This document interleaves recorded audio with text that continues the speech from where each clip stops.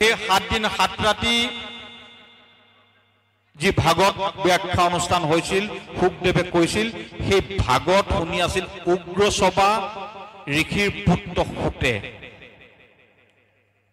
উগ্ৰসভা ঋষিৰ পুত্ৰ সুতে শুনি আছিল সেই ভাগৱতখন আৰু যেতিয়া পৰীক্ষিতৰ মুক্তিৰ পিছত এই উগ্ৰসভা ঋষিৰ পুত্ৰ সুত যেতিয়া নৈমিষা অৰণ্যলৈ গৈছিল তাত 28,000 ঋষি আছিল তাতে সৌনককে প্ৰমুখ্য কৰি 28,000 ঋষিয়ে তাত সত্ৰ পাতি আছিল আৰু যেতিয়া শুকদেৱ সোমাই গৈছিল শুকদেৱক তেওঁলোকে আচাৰ্য মানি গুৰু মানি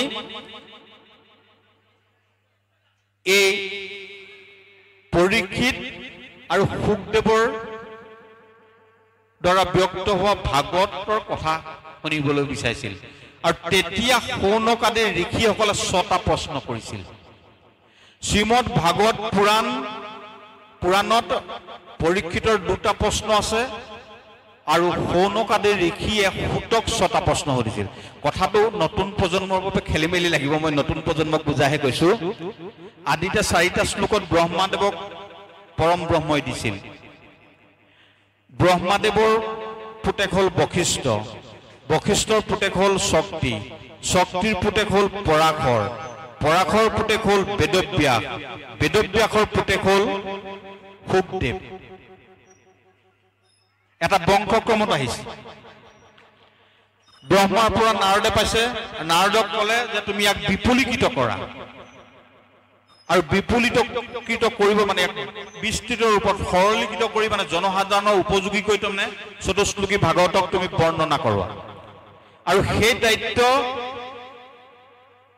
সৌম্যপাস আশ্ৰমত নাৰদে প্ৰদান কৰিলে ব্যাসদেৱক ব্যাসদেৱে 18,000 শ্লোকৰ মাজত সেই ভাগৱতখন প্ৰণয়ন কৰিলে সেই ভাগৱতখন আমি যিখন ভাগৱত পঢ়িছো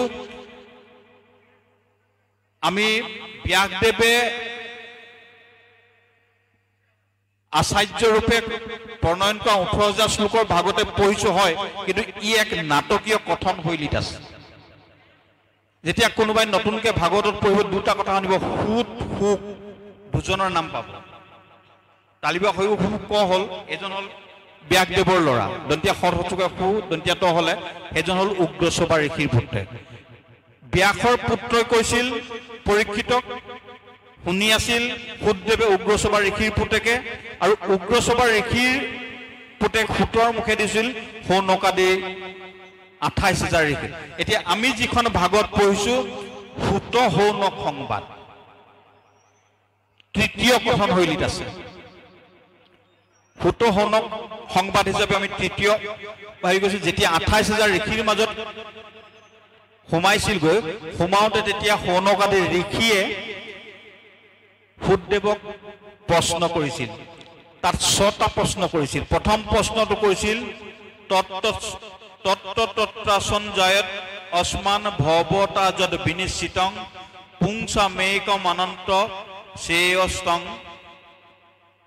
তু মহিৰ্ষু হে আয়ুষ্মান সৰ্বশাস্ত্ৰ পুৰাণ গুৰুবৃন্দৰ উপদেশৰ মধ্যত কলিযুগৰ জীৱৰ পৰম কল্যাণ পদাৰ মাৰ্গ কি বুলি ভাবে কলিৰ জীৱৰ মুক্তিৰ পথ প্ৰশস্ত কৰা একমাত্ৰ উপায় কি প্ৰথম প্ৰশ্ন দ্বিতীয় প্ৰশ্নটো কৈছে শাস্ত্ৰ অনেক সকলো শাস্ত্ৰ পঢ়ি জীৱনটোক পৰিচালিত কৰিব পৰাকৈ মানুহৰ আয়ুস কম গতিকে সকলো শাস্ত্ৰৰ মূলভূত বিষয়বস্তু কি তৃতীয় প্ৰশ্নটো কৈছে বেদৰ অজন্মা অনামী ভগৱানে কিয় নাম ললে আৰু কিয় জন্ম ললে আমি সততে কওঁ 24 অৱতাৰ 10 অৱতাৰ অৱতাৰ শব্দটো উচ্চবাচক নহয় নিম্নবাচক অৱতৰতি ইতি অৱতাৰ হেলিকপ্টাৰ এখন গৈ আছিল হি নামি আহিলে হি কক্ষছতৰ পৰা গুচি আহিলে তললৈ আহিলে তে ভগৱান তললৈ আহিবলৈ বিচাৰে জানো নিবিচাৰে পৰম ধামতে থাকি সন্তুষ্টিত সেইকাৰণে কৈছে বেদৰ অনামী, ভগৱানৰ নাম নাই। ভগৱান এটা সন্মিলিত শক্তি। আমি ভগৱান ভগৱান যে কৈ থাকো, ভগ ঐশ্য অস্তি ইতি ভগৱান। ভগভাগ যাৰ আছে তাক তেখেতক ভগৱান বুলি কোৱা হয়। ঐশ্বৰ্যৈশ্য সমগ্ৰৈশ্য বীৰ্যৈশ্য যশস্বীয়চ জ্ঞান বৈৰাগ্য চন্দাংশ ইতি ভগ উচ্যতে। সমগ্ৰ ঐশ্বৰ্য, সমগ্ৰ বীৰ্য, সমগ্ৰ শ্ৰী অৰ্থাৎ সৌন্দৰ্য, সমগ্ৰ ঐশ্বৰ্য, সমগ্ৰ বীৰ্য, সমগ্ৰ শ্ৰী, সমগ্ৰ যশ, সমগ্ৰ জ্ঞান, সমগ্ৰ বৈৰাগ্য যিজনৰ মাজত একত্ৰিত হৈ আছে সেইজন ভগৱান। ভগৱান আকাৰ নহয়, ভগৱান এটা সত্তা। এই বেদৰ অনামী অজন্মা ভগৱানে কিয় নাম ললে আৰু কিয় জন্ম ললে, এইটো হ'ল তৃতীয় প্ৰশ্ন। জন্ম যদিও ললে, তাৰ মাজত অৱতাৰ যদিও গঠন কৰিলে, তাৰ মাজত মুখ্যতম অৱতাৰ কি? চতুৰ্থ প্ৰশ্ন। পঞ্চম প্ৰশ্নটো হ'ল আমাৰ বাবে একমাত্ৰ কৰণীয় কি আৰু একমাত্ৰ বৰ্জনীয় কি? এইটো হ'ল পঞ্চম প্ৰশ্ন। ষষ্ঠ প্ৰশ্নটো হ'ল মহাপ্ৰভু শ্ৰীকৃষ্ণদেৱে যেতিয়া স্বধামলৈ গতি কৰিলে তেতিয়া ধৰ্মই কাক আশ্ৰয় কৰিলে? সৌনকাদি দেখি এই 6টা প্ৰশ্নই আছে। সময়ত মানুহে কি কৰা উচিত? সহজ উত্তৰ, সৰ্বসমৰ্থবান ভগৱানৰ শৰণান্তিকত নিজক সমৰ্পণ কৰাটোৱে জীৱৰ একমাত্ৰ কৰণীয়। 2 নম্বৰ প্ৰশ্নত ক'লে আমাৰ কৰণীয় কি বৰ্জনীয় কি? নিন্দাবাদ বৰ্জনীয়, একনিষ্ঠতাটো কৰণীয়। আজিকালি চাবচোন নিন্দাবাদটো বেছিকে চলে। নিন্দাবাদে ভক্তিক অৱনমিত কৰে। সনাতন পৰম্পৰাত 4টা শাখা, শৈৱ, শাক্ত, গাণপত্য, বৈষ্ণৱ। কোনোবা শৈৱ পৰম্পৰাত আছে যাৰ মূল উপাস্য দেৱতা শিৱ। কোনোবা গাণপত্য পৰম্পৰাত আছে, অসমত গাণপত্য নাই কিন্তু সৰ্বভাৰতীয় পৰ্যায়ত আছে। বম্বে চম্বেত গণপতিৰ উৎসৱ 5 দিনীয়াকৈ পতা হয়। কোনোবাই গণেশক মূল উপাস্য দেৱতা হিচাপে গ্ৰহণ কৰিছে, তেওঁলোক গাণপত্য। কোনোবাই শক্তিৰ উপাসনা কৰে, তেখেতসকল শাক্ত। আৰু কোনোবাই বৈষ্ণৱ বিষ্ণুক উপাসনা কৰে, তেখেতলোক হ'ল বৈষ্ণৱ। শৈৱ, শাক্ত, গাণপত্য, বৈষ্ণৱ, এই 4টা শাখাক লৈ সনাতন ধৰ্ম পৰম্পৰা। এটাই যদি অন্যটোক নিন্দা কৰো, এই নিন্দাই আমাৰ ভক্তিৰ খৰস্ৰোতাক খণ্ডিত কৰিব, লঘু কৰিব। এক পৰম সত্তাই সকলোৰ মাজত বিৰাজিত হৈ আছে, এই বুলি ভাবি সেই পৰম সত্তাৰ চৰণত নিজক সমৰ্পণ কৰাটো একমাত্ৰ কৰণীয়। গণেশ ভগৱান নহয়, শিৱ ভগৱান নহয়, এই নিন্দাবাদটো বৰ্জনীয়। কিয়নো কাৰ্যকৰণৰ বাবে একেই সকলোকে সৃষ্টি কৰিছে। এতিয়া পবিত্ৰ শাওণ মাহ, এই মাহটো বিশেষভাৱে শৈৱ পৰম্পৰাৰ ব্যক্তিসকলে উদযাপন কৰে। শৈৱ বুলি নহয়, অন্যান্য সম্প্ৰদায়ৰ মানুহে উদযাপন কৰে, কিন্তু যিটো উদযাপিত হৈছে সি ভক্তিৰ পৰিপন্থী। শাওণ মাহৰ বিশেষ তাৎপৰ্য আছে। ইয়াৰ আগে আগে শয়ন একাদশী আছিল। মহাপ্ৰভু শয়নত গুচি গ'ল, পৰম ব্ৰহ্ম শ্ৰী বিষ্ণু শয়নত গ'ল। ৰাসৰ আগে আগে উত্থান একাদশী আছে। উত্থান একাদশীত উঠি পেলাই ৰাস ক্ৰিয়া কৰিব, ৰাসৰ আগৰ একাদশী। এই মুহূৰ্তত বিষ্ণু শয়ন অৱস্থাত আছে। শয়ন, তাৰপিছত পাৰ্শ্ব পৰিৱৰ্তন কৰিব, তাৰপিছত উত্থান একাদশীত উঠি পেলাই ৰাস কৰিব। বাৰু, শাওণৰ পূৰ্বে শয়ন একাদশী আছে। শয়ন একাদশীৰ পৰৱৰ্তী পৰ্যায়ত প্ৰভুৰ দিব্যলীলা সম্পাদন কৰিবৰ বাবে জাগ্ৰত ৰূপত থাকে সদায় শিৱ। শাওণৰ যিটো শুক্লা একাদশী, এই শুক্লা একাদশীত প্ৰভু শ্ৰী বিষ্ণুৱে বিষ পান কৰাৰ পিছত শিৱৰ কণ্ঠৰ বিষ লাঘৱ কৰিছিল। শুক্লপক্ষৰ একাদশীত শাওণৰ আৰু এই পবিত্ৰ শাওণ মাহত সতীয়ে দক্ষ যজ্ঞত স্বশৰীৰ পৰিত্যাগ কৰাৰ পিছত যেতিয়া হিমালয় কন্যা ৰূপে পুনৰবাৰ পাৰ্বতী ৰূপে জন্মগ্ৰহণ কৰিছিল, সেই পাৰ্বতীয়ে এই শাওণ মাহতে শিৱৰ ব্ৰত কৰিছিল, শিৱক সন্তুষ্ট কৰি দেৱকাৰ্য সাধনৰ বাবে সংসাৰ ধৰ্ম পালন কৰিছিল। এই মাহৰ পবিত্ৰতাৰ লগত সম্পৰ্কিত আছে। কিন্তু এতিয়া বলবমৰ নামত যিখিনি হৈছে তাত বৰকে ভক্তিৰ প্ৰাধান্যটো দেখা নাযায়। অন্তৰ্মুখী চেতনা আৰু বহিমুখী চেতনা এই দুটাৰ মাজত পাৰ্থক্য আছে। আজি ইয়াত বহি আছো, মই কিমান দূৰ ভালকে ক'ব পাৰিছো পিছৰ কথা, কিন্তু আপোনালোকৰ সহৃদয়তাৰে শুনি আছে। এইকাৰণে শুনি আছে এটা অন্তৰ্মুখী মন লৈ আছে, আপোনালোকে কিবা এটা জানিবলৈ আগ্ৰহ কৰিছে বা কিবা এটা শুনিবলৈ ইচ্ছা কৰিছে। এইটো অন্তৰ্মুখী চেতনা। কিন্তু মই কৈ থাকিলে যদি ইয়াত সকলোৱে কথা পাতি থাকে, সকলোৱে যদি ইজনে ইজনক কথা কৈ থাকে, তাৰ পৰা কোনো উপকৃত নহয়। সাম্প্ৰতিক সময়ত বলবমৰ নামত মোৰ কাৰো প্ৰতি বিদ্বেষ নাই। মোৰ শৈৱশাক্ত গাণপত্য বৈষ্ণৱ বুলি কাৰো মাজত মোৰ প্ৰভেদ ভাৱ নাই। সকলো এক পৰম ব্ৰহ্মৰ সৃষ্টি আৰু আমি সকলোৱে এক পৰম ব্ৰহ্মৰকে আমি আৰাধনা কৰোঁ। কোনোবাই নামটো বেলেগ দিছো, আমি কৈছো সৰ্বভূতে সনাতনী, সকলো ভূতৰ মাজত থকাজন সনাতন। কোনোবাই কৈছে সৰ্বভূতে সনাতন, আমি সনাতন বুলি কৈছো, কোনোবাই সনাতনী বুলি কৈছে। পাৰ্থক্য লিংগবাচক, পুংলিংগ স্ত্ৰীলিংগ, তাতকৈ অন্য কোনো পাৰ্থক্য নাই। কিন্তু বলবমৰ নামত যিখিনি কৰা হৈছে, এটা হুলস্থুলীয়া পৰিৱেশ সৃষ্টি কৰি সি ভক্তিৰ খৰস্ৰোতাটো কমাই দিছে। শিৱক এইকাৰণে এই মাহত শিৱলিংগত পানী ঢালিলে শিৱ সন্তুষ্ট হয়, কিয়নো গৰল পান কৰাৰ পিছত শিৱৰ কণ্ঠ শুষ্ক হৈ আছিল। সেইকাৰণে শাওণ মাহত প্ৰভুৰ শিৰত জল দান কৰিলে পূৰ্ণ ফল হয়, এইটো শাস্ত্ৰীয় বিধান।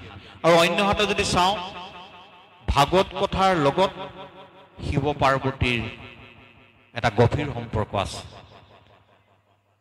যে শিৱ পাৰ্বতীৰ ভাগৱতত বৰ্ণিত হৈ আছে। ভাগৱত কোনে কোনে কৈছিল, এই ক্ষেত্ৰত বৰ্ণিত হৈ থাকোঁতে শিৱ আৰু পাৰ্বতীৰ মাজত ভাগৱত চৰ্চা হৈছিল। অমৰ কথা বুলি কয়, যিটো হৈছিল অমৰনাথত। প্ৰথম সদাশিৱই পাৰ্বতীক এই অমৰ কথা কৈছিল। শ্ৰীমদ ভাগৱত ধৰ্মৰ কথা প্ৰথম পাৰ্বতীক প্ৰদান কৰিছিল প্ৰভু সদাশিৱই। যি কি নহওক, এই সনাতন ধৰ্ম পৰম্পৰা এই চাৰিটা সম্প্ৰদায়ৰ মাজত একতাটো তেতিয়া থাকিব যেতিয়া আমি শৰীৰক বাদ দি অন্তস্থিত সত্তাটোৰ সৈতে একাত্ম হ'ম। আমি কাৰোবাক কালী বুলি কৈছো, কাৰোবাক দুৰ্গা বুলি কৈছো, কাৰোবাক গণেশ বুলি কৈছো, কাৰোবাক কৃষ্ণ বুলি কৈছো, কাৰোবাক বিষ্ণু বুলি কৈছো। কিন্তু এই সকলোকে চৈতন্য কৰি ৰখা মূলভূত সত্তা এক আৰু অদ্বিতীয়, তাৰ মাজত কোনো পাৰ্থক্য নাই। কিন্তু এই এক সত্তাই কাৰ্যকৰণৰ বাবে বিভিন্ন ৰূপত প্ৰতিভাত হৈছে। সেইকাৰণে আমি যদি এজনক নিন্দা কৰোঁ, পৰোক্ষভাৱে মূলজনক নিন্দা কৰাই হ'ব। কাৰণে নিন্দাবাদ আমাৰ বাবে বৰ্জনীয়, একনিষ্ঠতাটো কৰণীয়। ২ নম্বৰ প্ৰশ্ন, যে নিন্দাবাদ সকলো কথাত বৰ্জনীয়, একনিষ্ঠতাটো আমাৰ বাবে কৰণীয়। ৩ নম্বৰ, বেদৰ অজন্মা অনামী ভগৱানে কিয় নাম ললে, কিয় জন্ম ললে? আমি গীতাত পাইছো, পৰিত্ৰাণায় সাধুনাম বিনাশয় সদুষ্কৃতাম ধৰ্ম সংস্থাপনাৰ্থায় সম্ভৱামি যুগে যুগে। গীতাত প্ৰভুৱে নিজে কৈছে যে যেতিয়াই পৃথিৱীত অধৰ্মৰ প্ৰাদুৰ্ভাৱ হ'ব, তেতিয়াই সাধুসকলৰ পৰিত্ৰাণৰ দুষ্টক বিনাশৰ বাবে আমি জন্ম গ্ৰহণ কৰিম। শ্ৰীমদ ভাগৱত পুৰাণৰ ৯ম স্কন্ধৰ শেষত এটা শ্লোক আছে, যদা যদেহ ধৰ্মস্য ক্ষয়ো বৃদ্ধি চ পাপমান তদাতো ভগৱানীশ আত্মনং সৃজতে হৰি। যদা যদেহ ধৰ্মস্য ক্ষয়, যেতিয়াই যেতিয়াই ধৰ্মৰ ক্ষয় হ'ব, বৃদ্ধি চ পাপমান, পাপাত্মাসকলৰ বৃদ্ধি হ'ব, পাপাত্মাসকল শক্তিশালী হৈ দিব। তদাতো ভগৱানীশং আত্মনং সৃজতে হৰি। আৰু তেতিয়াই ভগৱানে এই ধৰা ধৰ্মত অৱতীৰ্ণ হয়। উদ্দেশ্য এটা লীলাৰ যোগেদি তেওঁ পৰীক্ষিতে প্ৰশ্ন কৰিছে নৱম স্কন্ধত যে তেওঁ যেতিয়া সৰ্বসমৰ্থমান তেওঁ অৱতাৰ ল'বলগীয়া কি কথাটো আছে কৈছে তেওঁ ন ঐশ্বতে জন্ম তেতিয়া হেৰিয়ে কৈছে কি কয় শুকদেৱে কৈছে ন ঐশ্বতে জন্মতে হেতু কৰ্মনো বা মহিপতে আত্মমায়াং বিনেশস্য পৰৈশ্য দস্তুৰাত্মন হে পৰীক্ষিত ভগৱান হ'ল যথাৰ্থতে সৰ্বসাক্ষী সকলোৰে মাজত তেওঁ আছেই আকৌনো বেলেগে কিয় আহিব লাগে তেওঁ সকলোৰে মাজত থাকিলেও অসংগ আত্মা তেওঁ কাৰো লগত সংগ নকৰে আমাৰ এই দেহটোত তিনিটা বস্তু আছে দেহ জীৱ আত্মা এই পঞ্চভূতৰে গঢ়িত এইটো হ'ল দেহ ইয়াক যিটো শক্তিয়ে চলাই কৰি ফুৰিছে সি হ'ল জীৱ আৰু এটা বস্তু নিলিপ্তভাৱে অসংগ ৰূপত আছে তেওঁক কোৱা হয় আত্মা দেহ জীৱ আত্মা এই তিনিটা বস্তুৰ সংমিশ্ৰণত আমাৰ এই শৰীৰটো গঠিত দেহে কৰে জীৱই দেহে কৰা কৰ্মৰ ফলশ্ৰুতিটো লয় মই বাছে চাছে ভমি মেলি এইটো পালোহি মোৰ শৰীৰটোৱে আনিলে অনাৰ পিছত জীৱই কয় মই আহিলো তাৰপিছত মই যিখিনি কৰিলো এইখিনিৰ মাজত ই অহংকাৰ সৰ্বস্বতাই জীৱই মই কৰিলো এই ভাৱ কৰি আত্মাৰ স্থিতিটো পূজ্য কৰি পেলায় আৰু সেইকাৰণে এই জীৱটো আকৌ কৰ্মফলত বন্ধন হয় ইয়াকো অহংকাৰ সৰ্বস্বতাৰ বাবে পৰজন্মতি বেলেগ কিবা এটা জন্ম ল'বগৈ কিন্তু নিৰ্লিপ্ত অসংগতভাৱে যিটো থাকে সি হ'ল আত্মা সি সকলোখিনি বস্তু চাই আছে জীৱই কি কি কৰি আছে জীৱই কৰা কোনো কৰ্মৰ বাবে সি ভোগ নকৰে জীৱই খোৱা কোনো বস্তুৰ যোগেদি সি সমৃদ্ধ নহয় সি মাত্ৰ কেৱল চাই থাকে আৰু চাই থাকি পৰম ব্ৰহ্মক সমগ্ৰ বাতৰিটো দি থাকে আৰু তাৰপিছত মোৰ পৰৱৰ্তী জন্মটো ইয়াৰ যোগেদি সাধিত হ'ব এই আত্মাৰ যোগেদি সেইকাৰণে কৈছে হে পৰীক্ষিত ভগৱান সৰ্বসাক্ষী সকলোতে সাক্ষী ৰূপে আছে জ্বৰ চৈতন্য সকলো মাজতে আছে তেওঁ কেনেকুৱা অসংগ আত্মা তেওঁ কাৰো লগত সংগ কৰিব নিজে যেতিয়া পৰিপূৰ্ণ তেওঁক সংগ কৰিবলগীয়া কি আছে যাৰ বাবে আত্মাস্বৰূপী মায়াবিলাসীৰ বাহিৰে তেওঁৰ জন্ম কৰ্মৰ অন্য কোনো কাৰণ নাই কেৱল মায়াবিলাসৰ বাহিৰে তেওঁ অৱতাৰ গ্ৰহণ কৰা বা জন্ম গ্ৰহণ কৰা বা দুষ্টক দমন কৰা এই সকলোখিনি কাৰ্য কোনো অৰ্থহীন তথাপিতো তেওঁ কৰি আছে বাৰম্বাৰ 24 অৱতাৰ লৈ কিয় কৰিছে এইকাৰণে কৰিছে যাতে তেওঁৰ লীলা আৰু লীলা মাধুৰ্যক শ্ৰৱণ কীৰ্তন আৰু দৰ্শন কৰি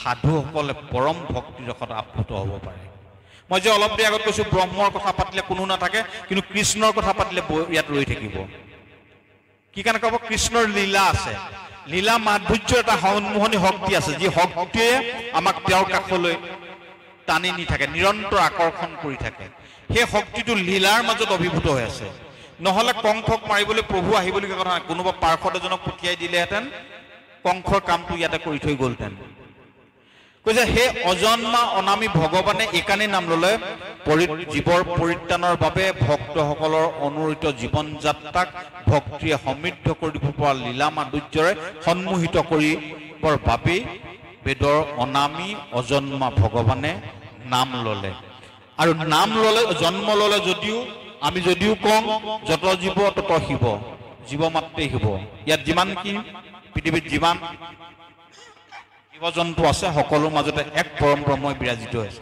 গতিকে প্ৰত্যেকেই ভগৱান তাত কাৰো দ্বিমত নাই দ্বিমত এইকাৰণে থাকিব নালাগে সকলোৰ মাজত পৰম ব্ৰহ্ম আছে গতিকে এই আসনখন আছে বাবেহে এই স্থানটো আমাৰ সেৱাৰ যোগ্য ভগৱান আসনতহে আছে কিন্তু এইফালে যিমান মানুহ গৈছে চাইকেলেদি বা খোজকাঢ়ি দি গৈছে প্ৰত্যেকে নমস্কাৰ এটা কৰি গৈছে এই মূলভূত সত্তাটোক ধৰি থকাৰ বাবে এই দেহটো ভগৱান সদৃশ হৈছে গতিকে মই যদি মূলভূত বস্তুটোক ধৰি আছো এই কথাটো ভাবি যদি মই মোৰ এই শৰীৰটোক পবিত্ৰভাৱে সংযতভাৱে যদি ৰাখিব জানো মোৰ এই শৰীৰটোকো কোনোবাই নমস্কাৰ কৰিব যিসকলে জানিব পাৰিছে তেখেত ভগৱত তুল্য তাত কাৰো দ্বিমত নাই কিন্তু যদিও সকলোৱে আমি ভগৱানৰ অংশ তথাপিতো কৈছে যে শাস্ত্ৰসন্মত যি 24জন 24 ভাগ অৱতাৰৰ কথা কৈছে সেই 24 ভাগ অৱতাৰে মুখ্যতঃ ভগৱান ৰূপে স্বীকৃত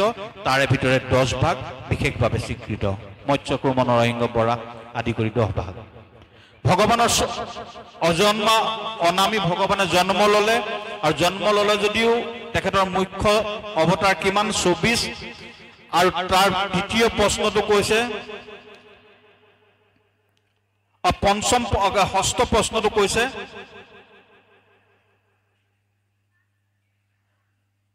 ব্ৰূহি যোগেশ্বৰে কৃষ্ণত ব্ৰহ্মণ্য ধৰ্ম ব্ৰহ্মণিনাক স্বাং কাষ্ট মধুনৌ পেতং ধৰ্ম কং শৰণংগত 6 নম্বৰ প্ৰশ্নটো হৈছে ধৰ্ম ৰক্ষক ব্ৰাহ্মণ উপাসক যোগেশ্বৰ শ্ৰীকৃষ্ণদেৱে স্বধামলৈ গতি কৰাৰ পিছত ধৰ্মই ক'ত আশ্ৰয় গ্ৰহণ কৰিলে শৌনকাদি ঋষি এটোৱে 6 নম্বৰ প্ৰশ্ন ধৰ্মই ক'ত আশ্ৰয় গ্ৰহণ কৰিলে এটো প্ৰথম শ্লোকটোত স্পষ্টভাৱে দিছে সত্যং পৰম ধীমহি সত্য যুগত ধৰ্মৰ 4টা পাদ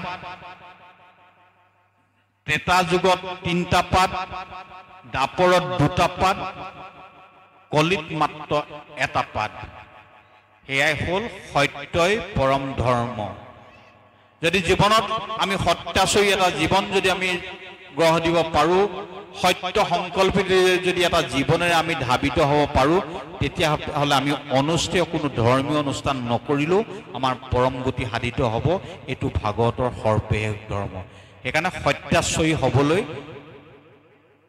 কসৰত কৰিব লাগে এই 6টা প্ৰশ্নৰ উত্তৰৰ ওপৰতে সমগ্ৰ 18,000 শ্লোকৰ মাজত বৰ্ণিত শ্ৰীমদ ভাগৱত পুৰাণখন অনুৰতীয় হৈ আছে এতিয়া আমি ইয়াত দুটা কথা পালো ভাগৱতত পৰীক্ষিতৰ 2টা প্ৰশ্ন আছে শৌনকাদি ঋষিৰ 6টা প্ৰশ্ন আছে এই 6টা প্ৰশ্নৰ উত্তৰতে সমগ্ৰ শ্ৰীমদ ভাগৱত পুৰাণ আৰু শ্ৰীমদ ভাগৱত দৰ্শন আছে